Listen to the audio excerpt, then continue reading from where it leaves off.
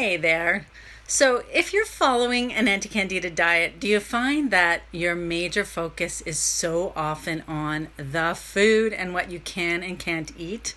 Well, if that's the case, you're going to want to hear what I have to say today. So, hi everybody. I'm Ricki Heller from rickiheller.com. I'm a candida coach and I help people on restricted diets learn to love their food again so that their bodies can heal and they can go on and live their lives. And, I know for you guys in the States, July 4th is coming up. We just had Canada Day here in Canada. And hey, Maya. And so, a lot of the focus people have is on the food.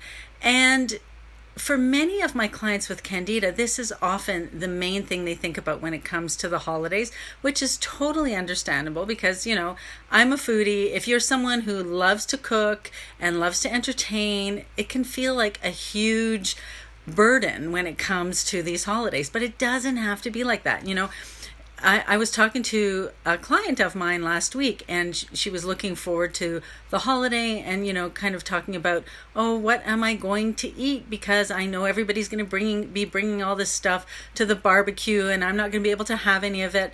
And so one of the things we did was to ensure that, first of all, that worry about the food was just gone, right? We want to take away that focus so that it isn't really something that's so worrisome. And that's surprisingly easy to do. So I gave her a whole bunch of recipes. We looked at like a blueberry raspberry cheesecake and we had some ice cream recipes in there, some appetizers, and these are all candida diet friendly foods, but they're foods that the average person just wouldn't know was a candida diet recipe. And so that way she was able to just relax around that and not worry that she was going to have to be different from everybody else at the party and so on.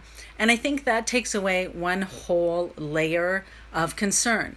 But the other thing that we did that I think is really, really important was we kind of looked beyond the food, because anytime you're really worried about what you are or aren't going to eat, I would say more often than not, it's not really the food that's the major concern. There's so often something underlying that. And what we looked at was how she could be part of that party, right? So once she went to the event and she served all her wonderful, delicious candida diet friendly foods and didn't tell people that that's what they were, so they didn't even have to know. She had a great time. And one of the things we discovered was that, in fact, it isn't necessarily the food that's the number one priority, even though at the moment it might feel like it. So I want to ask you, if you think about a major event that you've gone to, like a major celebration, your wedding, your child's wedding, maybe a major birthday party, do you remember the specifics of what you ate? Or do you remember other things about that event? I know for me, I think about my wedding. Do I remember what I ate? Of course not. Or like we had a big bash when I turned 50. And do I remember what was on the menu? Absolutely not. But what I do remember is interacting with my friends and my husband and my family and all of the wonderful conversations and the dancing and so on. So when we really get down to it, there's so much more than the food. And that's really what I want you to think about, is that when you can shift that focus to the other parts of the event, it makes it so much better and so much more enjoyable. And yes, the food is of course important. Like I said, if you love food, then you want your food to be absolutely delicious. But once that's taken care of, there's so much more for you to enjoy. And that can open up that whole other world of enjoyment that you may have been missing and not realize that's the thing that was missing from the celebration. So I hope that's been helpful.